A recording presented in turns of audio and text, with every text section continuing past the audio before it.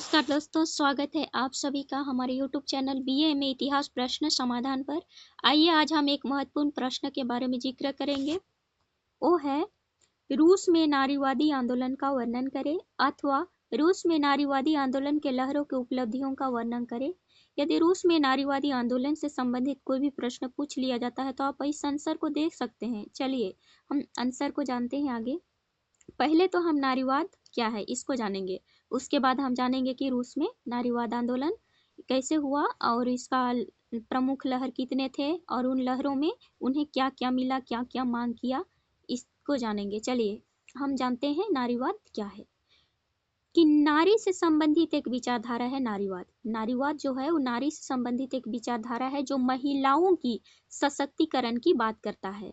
महिलाओं की सशक्तिकरण की बात करता है। नारीवाद एक ऐसे आंदोलन है जो महिलाओं और पुरुषों के बीच लैंगिक समानता की बात करता है। जो नारीवाद है ना, तो ऐसा आंदोलन है जो महिलाओं और पुरुषों के बीच लैंगिक समानता का बात करता है। तो इनके अनुसार स्त्री तथा पुरुष को समान राजनीतिक, आर्थिक और सामाजिक अधिकार मिलना चाहिए। जो नारीवाद आंदोलन है ना, इनके अनुसार पुरुष और स्त्री दोनों को समान राजनीतिक, आर्थिक और सामाजिक अधिकार मिलना चाहिए।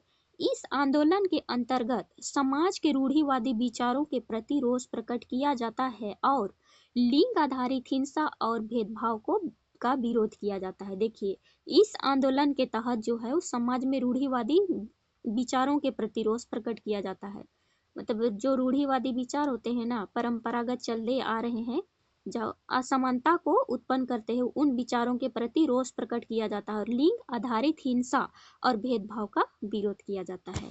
अब हम आगे समझते हैं कि रूस में नारीवाद आंदोलन कि रूस में कैसे हुआ नारीवाद आंदोलन। देखिए, रूस में नारीवादी आंदोलन की शुरुआत 19वीं सदी के अंत और 20वीं सदी के प्रारंभ में हुए। देखिए, 19वीं सदी के अंत में और 20वीं सदी के प्रारंभ में हुआ था रूस में नारीवाद आंदोलन, जिसका मुख्य उद्देश्य महिलाओं के लिए शिक्षा, कानूनी समानता और आर्थिक स्वतंत्रता प्राप्त करना था। जिसका उद्देश्य था महिलाओं के लिए शिक्षा, कानूनी समानता और आर्थिक स्वतंत्रता प्राप्त करना था। यह आंदोलन समाजवाद से प्रभावित था। जो यह आंदोलन था ना, उस समाजवाद से प्रभावित था, जिसने 1917 ईस्वी की क्रांति के बाद महिलाओं को मतदान और सामान्य समानता का अधिकार दिलाने में अहम भूमिका निभाई।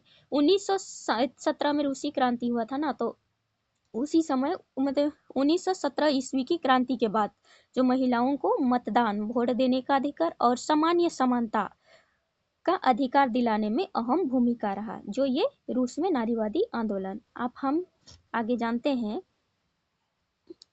कि रूस में नारीवादी आंदोलन का विकास ऐतिहासिक परिस्थितियों के अनुसार अलग अलग लहरों में हुआ। ऐतिहासिक परिस्थिति के कारण अलग अलग लहर में हुआ और हर लहर की अलग अलग मांग रही और उनका उपलब्धियां रही। देखिए, रूस में नारीवादी आंदोलन के प्रमुख लहर, मांगे और उपलब्धियां इस प्रकार है।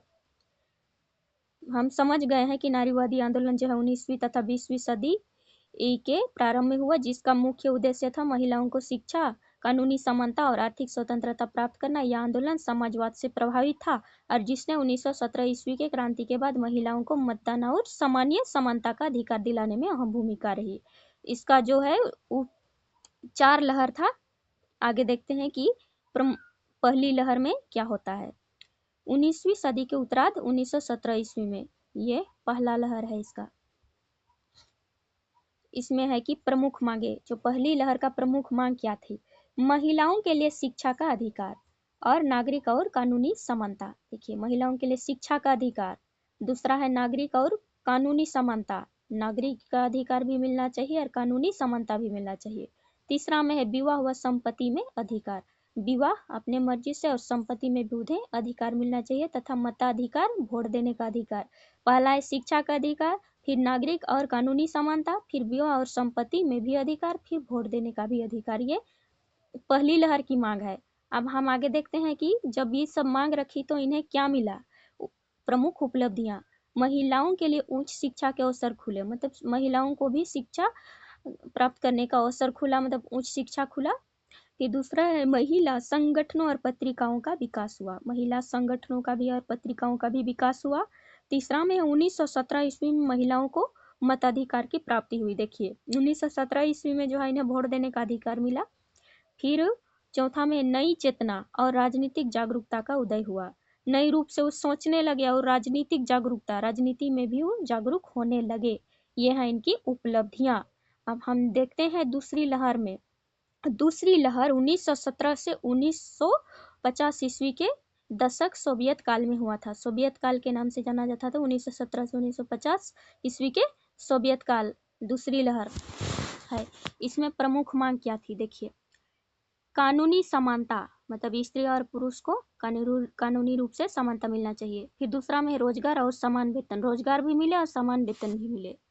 तीसरा में है पारिवारिक कानूनों में सुधार, परिवार में सबको समान रूप से देखना चाहिए स्त्री और पुरुष को। और चौथा में है प्रजनन अधिकार, मतलब प्रजनन में भी उन्हें अधिकार मिलना चाहिए, इनका मांग है। चलिए अब हम प्रमुख उपलब्धियां, मतलब क्या मिला उन्हें। सोवियत संविधान में पुरुष महिला समानता की घोषणा की गई, संविधान में जो है ना वो महिला और पुरुष की समानता की घोषणा कर दी गई। फिर शिक्षा और रोजगार में महिलाओं की व्यापक भागीदारी, मतलब और शिक्षा में भी और रोजगार में भी वो व्यापक रूप से भाग ले सकते थे। 1920 ईस्वी में गर्भपात वैध विश्व में पहली बार। देखिए 1920 ईस्वी में गर्भपात वैध पर उन्हें अधिकार मिला। फिर तलाक को आसान बनाया गया, क्योंकि अब आसानी से वो लोग तलाक ले सकते थे, महिलाएं जो है तलाक को आसान बनाया गया। फिर राजनीति में है, पांचवा में है राजनीतिक संस्थानों में महिलाओं की भागीदारी, राजनीतिक संस्थान में भी वो महिला भाग ले सकती थी। ये है उनका उपलब्धियां। देखिए आप आगे देखते हैं हम लोग तीसरा लहर में क्या है। तीसरा लहर 1960 से 1980 के दशक में हुआ था। तीसरा लहर रूस में। देखिए प्रमुख मांग है इनकी कार्यस्थल और परिवार में वास्तविक समानता, मतलब असली रूप से समानता मिलना चाहिए कार्य क्षेत्र में भी और परिवार में भी।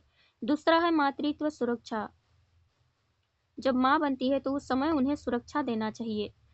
घरेलू असमानता की पहचान, ये है उनकी प्रमुख मांगे। अब है क्या मिला उन्हें, मातृत्व अवकाश और नौकरी में सुरक्षा, नौकरी भी मिला और मातृत्व अवकाश भी मिला, उन्हें मिलने प्रारंभ हुआ।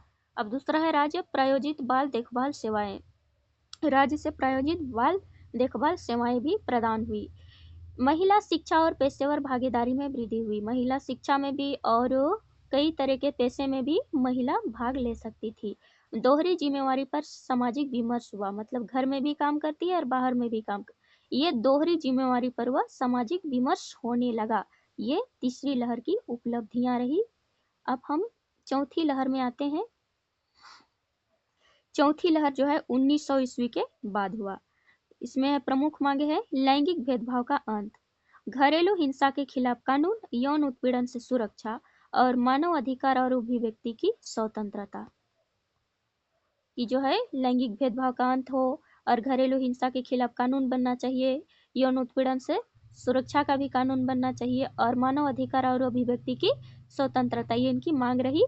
तो इनकी प्रमुख उपलब्धियां देखिए इन्हें क्या मिला। स्वतंत्र महिला संगठन और एनजीओ का उदय हुआ, स्वतंत्र महिला संगठन हुआ और उन एनजीओ का भी उदय हुआ, ये इनका उपलब्धियां है।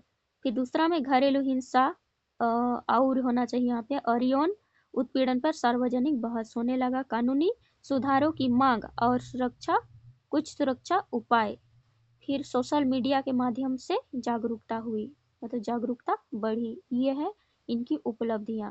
अब हम आगे देखते हैं कि पूरा निष्कर्ष क्या है। प्रयुक्त बातों से स्पष्ट होता है कि रूस में नारीवादी आंदोलन की प्रत्येक लहर ने महिलाओं के अधिकारों को नई दिशा दी। प्रत्येक लहर जो है वो महिलाओं के अधिकारों को नई दिशा दी। यहाँ पहले लहर में चेतना जगाई गई, दूसरी लहर में कानूनी अधिकार दिलाई गई, तीसरी लहर में सामाजिक सुरक्षा को मजबूत किया गया और चौथी लहर ने आधुनिक मानव अधिकारों पर केंद्रित रही। इस प्रकार रूस में नारीवादी आंदोलन ने महिलाओं को कानूनी सामान्य शिक्षा, रोजगार और राजनीतिक अधिकार दिलाने में महत्वपूर्ण भूमिका निभाई। जो आंदोलन महिलाओं को कानूनी समानता होगा, फिर शिक्षा, रोजगार और राजनीतिक अधिकार दिलाने में महत्वपूर्ण भूमिका निभाई। हालांकि कानूनों के बावजूद मतलब कानून के अलावा सामाजिक स्तर पर भी पूर्ण समानता की चुनौती आज भी बनी हुई है। चलिए आपको समझ